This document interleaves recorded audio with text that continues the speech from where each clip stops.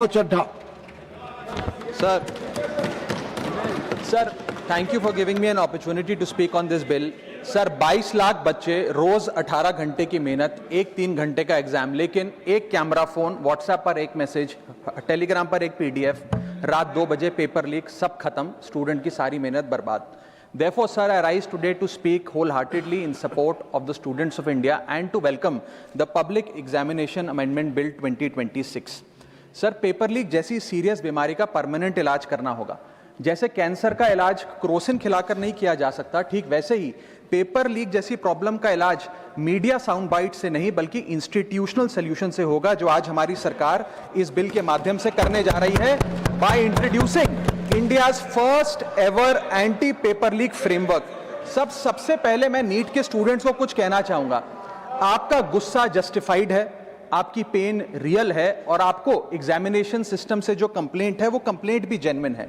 Your voice matters. और जब आपने अपनी चिंता व्यक्त करी, अपना दर्द बताया, when you demanded, the honourable prime minister heard that demand, not just as a prime minister but also as a guardian, परिवार के मुखिया की तरह उस बात को सुना. Students demanded, government acted, historic decisions taken, systems changed. Sir, जब एक स्टूडेंट नीट जैसे पब्लिक एग्जाम की प्रिपरेशन करता है तब वो अकेला तैयारी नहीं करता, उसका पूरा परिवार प्रिपरेशन करता है. मां अपनी छोटी छोटी जरूरतें रोक देती है, घर का बजट कम करती है. पिता फैमिली की सेविंग्स को कोचिंग फीस, रेंट और टेस्ट सीरीज पे खर्च करता है. फैमिलीज को लोन तक लेना पड़ता है. और स्टूडेंट खुद कोटा, जयपुर, चंडीगढ़, दिल्ली, पटना जैसे शहरों में जाकर घर से दूर रहता है. दिन में 18-18 घंटे पढ़ता है, रात 2 बजे तक पढ़ाई करता है और फिर अलार्म लगाकर सुबह 5 बजे क्लासेस के लिए उठ जाता है.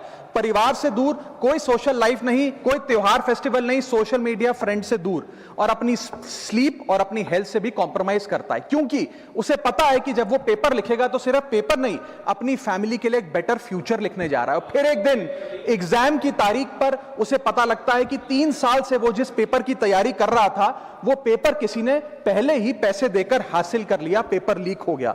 और इस समय सर सिर्फ पेपर लीक नहीं होता, उस स्टूडेंट का मेहनत, उसकी ड्रीम्स, उसकी सेल्फ बिलीफ, उसका ट्रस्ट, उसकी एस्पिरेशंस, ये सब लीक होती हैं और उसकी मेंटल और फिजिकल हेल्थ पे असर पड़ता है. I understand that pain sir, because मैं खुद भारत के अभी कुछ साल पहले ही भारत के एक पब्लिक एग्जामिनेशन सिस्टम का स्टूडेंट रहा, चार्टर्ड अकाउंटेंसी का. And sir, because I have spent enough time in this house critiquing the government, I have earned the right to say my next sentence with full conviction and sincerity कि जब बात students की आई, when it came to our students and the youth of India, the government heard, the government actioned and the government delivered. Students का feedback लिया, students की demands को honour किया और ये डेमोन्स्ट्रेट किया कि सरकार स्टूडेंट्स के साथ खड़ी है. जिस उम्मीद के साथ स्टूडेंट्स ने अपनी मांग प्राइम मिनिस्टर साहब के सामने रखी, उस चिंता को, उस दर्द को समझते हुए तमाम एक्शन लिए गए, तमाम स्टेप्स लिए गए, जैसे कि शॉर्ट टर्म और long term steps. Number 1, paper leak के बाद इमीडिएटली री एग्जाम कराया गया ताकि साल बर्बाद ना हो. जांच सीबीआई को सौंपी, एसआईटी का गठन हुआ, स्पेशल इन्वेस्टिगेशन टीम, जिसने 13 लोग मेन किंगपिन समेत गिरफ्तार किए. मात्र 75 दिन में, आज से 2 दिन पहले जब 75 दिन पूरे हुए जांच के, चार्जशीट भी फास्ट ट्रैक कोर्ट में दर्ज करा दी गई. जांच को महीनों सालों लटकाया नहीं. 47 नेशनल टेस्टिंग एजेंसी के ऑफिसर्स को शंट आउट किया गया. एजुकेशन सेक्रेटरी का तबादला हुआ, यहां तक कि मॉरल ग्राउंड्स पे हमारे ऑनरेबल होम एजुकेशन मिनिस्टर ने इस्तीफा तक दिया और स्टूडेंट प्रोटेस्टर्स के खिलाफ जो केसेस थे उन्हें विड्रॉ किया गया. बीरीड फैमिलीज जिसके अपने किसी घर के बच्चे को, किसी स्टूडेंट को खो दिया, उसको कॉम्पनसेशन दी जा रही है. एग्जाम सिक्योरिटी प्रोटोकॉल्स को स्ट्रेंथन किया जा रहा है और अगली बार से यह नीट का पेपर ओएमआर शीट से नहीं बल्कि फुल्ली कंप्यूटर बेस्ड टेस्टिंग से कराया जाएगा ताकि remotest chance of paper leak भी एलिमिनेट कर दिया जाए. इसी के साथ साथ सरकार ने एक हाई पावर टास्क फोर्स का गठन किया है जो फर्दर रिफॉर्म्स अंडरटेक करेगी कि भारत के पब्लिक एग्जामिनेशन सिस्टम की इंटेग्रिटी को कैसे प्रिजर्व और प्रोटेक्ट किया जाए. और इसमें इंडिया के मोस्ट अक्लेम्ड एक्सपर्ट्स जैसे कि नंदन नीलकनी साहब को समिति में डाला गया है. इसी के साथ साथ डेटरेंस क्रिएट करने के लिए, अपराधी के मन में खौफ पैदा करने के लिए एक ऐसा कानून लेकर आज सरकार सदन में आई है जिसके पास होने के बाद कोई अपराधी सपने में भी यदि पेपर लीक करने का सोचेगा तो उसकी रूह कांप जाएगी। पहली चीज, पेपर लीक को एक इंडिविजुअल द्वारा किया गया क्राइम नहीं, बल्कि एक ऑर्गेनाइज सिंडिकेट नेटवर्क द्वारा किए गए क्राइम के तौर पे ट्रीट किया जाएगा, जिसमें इनसाइडर हो, कोचिंग माफिया हो, लॉजिस्टिक वेंडर हो, प्रिंटिंग प्रेस हो, सॉल्वर गैंग हो, एग्जाम ऑफिशियल्स हो, सब पर कार्रवाई होगी। सबको दोषी करार देने के बाद, गिल्टी करार देने के बाद 10 साल तक की जेल होगी और 10 करोड़ रुपए तक का जुर्माना लिया जाएगा। सारे ऑफेंसेस को cognizable, non bailable, non compoundable बनाया गया। एक स्पेशल टास्क फोर्स का गठन किया गया कि अब कभी भी यदि पेपर लीक की संभावना भी उत्पन्न होती है तो यह स्पेशल टास्क फोर्स जांच करेगी और यह इन्वेस्टिगेशन सालों साल नहीं लटकाई जाएगी। 2 महीने के अंदर अंदर से इस इन्वेस्टिगेशन को कंप्लीट करना होगा। और इसी के साथ साथ फास्ट ट्रैक कोर्ट्स का गठन किया, जो ये इंश्योर करेंगे कि इसमें स्पीडी ट्रायल हो, डे टू डे ट्रायल हो, स्पेशल पब्लिक प्रोसिक्यूटर होगा, 3 महीने में पनिशमेंट सुनाई जाएगी। सर मैं बता दूं, हमारे देश में fast track courts heinous crimes के लिए बने हैं, जैसे कि क्राइम्स अगेंस्ट वुमेन, रेप और पॉस्को जैसे अपराध के लिए। आज हमने पेपर लीक को उस हीनियस क्राइम्स की कैटेगरी में ला खड़ा किया है सर। इसी के साथ साथ सर, इंस्टीट्यूशनल और systematic reforms will demonstrate zero tolerance towards paper leak, और इससे भारत की इंडियन पब्लिक एग्जामिनेशन सिस्टम की इंटेग्रिटी को हम प्रिजर्व और प्रोटेक्ट कर पाएंगे। ये सब इसलिए हुआ because sir there is nothing more important than the students and their future.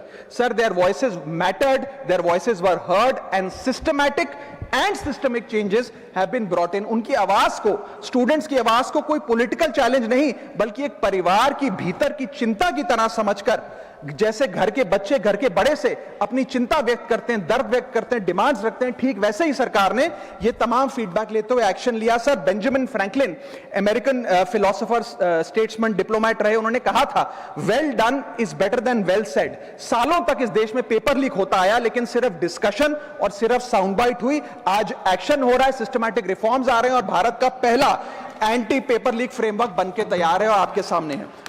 Sir इसी के साथ साथ पेपर लीक किसी एक पार्टी का, किसी एक सरकार का ऑफिसर या मिनिस्ट्री की देन नहीं है, और ये कोई 2026 का फिनोमेना भी नहीं है। सर मैं बता दूं कि सर जब बात अकाउंटेबिलिटी की हो, मोरालिटी की हो, जवाबदेही की हो, तो इसलिए इससे जब बात अकाउंटेबिलिटी की हो, मोरालिटी की हो, जवाबदेही की हो, तो सर ये इससे तय नहीं होना चाहिए कि पेपर लीक कौन से राज्य में हुआ, कौन सी मिनिस्टर के अंडर हुआ, कौन सी पार्टी में हुआ, क्योंकि ये एक पैन इंडिया ऑर्गेनाइज्ड क्राइम है, क्रॉनिक डिजीज है। मैं ये बात इसलिए कह रहा हूं क्योंकि 19 जुलाई 2026 को, आज से मात्र 10 दिन पहले, पंजाब के अंदर एक फार्मेसी ऑफिसर रिक्रूटमेंट का एग्जाम हुआ। उसमें मैसिव इरेगुलरिटीज देखी गई, ब्लूटूथ डिवाइसेस के माध्यम से लाइव चीटिंग चल रही थी, और चीटिंग सिंडिकेट वो चीटिंग फैसिलिटेट कराने के लिए 13 लाख रुपए का रेट चार्ज कर रहा था। यही नहीं सर, आम आदमी पार्टी की सरकार जब पंजाब में बनी तब से अभी तक नायब तहसीलदार के एग्जाम में इरेगुलरिटीज देखी गई और लार्ज स्केल चीटिंग हुई। पंजाब स्टेट एजुकेशन बोर्ड में 12वीं क्लास का इंग्लिश का पेपर लीक हुआ, पीएसटीईटी स्कूल टीचर रिक्रूटमेंट का एग्जाम का पेपर लीक हुआ, पीएसएसबी के ग्रुप ऑफिसर के रिक्रूटमेंट का एग्जाम लीक हुआ, एग्रीकल्चरल डेवलपमेंट ऑफिसर के रिक्रूटमेंट का एग्जाम लीक हुआ, और एक्साइज और टैक्सेशन इंस्पेक्टर की रिक्रूटमेंट की मेरिट की लिस्ट जब आई तो उसमें फर्जी नाम डाल के जारी कर दिया गया। सर मैं आ रहा हूं, अब मैं कांग्रेस पे आ रहा हूं। आप कांग्रेस का सुनिए सर, मेरा समय खराब कर रहे हैं। आप बोले ना, बोले आप बोले। सर जब सर कांग्रेस में, कांग्रेस की कर्नाटक में सरकार है, इसी साल जनवरी 2026 में एसएसएलसी का पेपर हुआ। इसी साल कर्नाटक में कांग्रेस की सरकार के अंडर एसएसएलसी का पेपर हुआ, पेपर लीक हुआ, और वो पेपर ऑनलाइन 200 रुपए में स्टूडेंट्स को बेचा जा रहा था। हिमाचल प्रदेश में HP state selection commission recruitment exam का पेपर कांग्रेस के कार्यकाल में लीक हुआ। अब आप सुनिए सबसे चौंका देने वाली घटना, सर सबसे शॉकिंग और सैड बात यह है कि 2016 में कर्नाटक में जब कांग्रेस की सरकार थी तब वहां पे 12वीं कक्षा का प्री यूनिवर्सिटी कॉलेज का 12th का केमिस्ट्री का पेपर लीक हुआ। ये क्लासरूम का पेपर नहीं था सर, ये स्टेट बोर्ड एग्जाम था। ये स्टेट का एग्जाम जब पेपर लीक हुआ, बच्चे एग्जाम देकर घर आ गए, पता लगा पेपर लीक हो गया, पेपर कैंसिल कर दिया।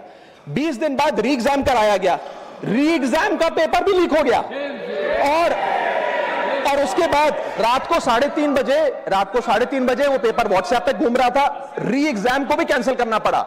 इसके बाद जब जांच हुई, स्टेट सीआईडी ने जांच करी, तो 3 लोगों को अरेस्ट किया, जिसमें कर्नाटक सरकार के मेडिकल एजुकेशन मिनिस्टर डॉक्टर शरण पाटिल का पीए खुद शामिल था।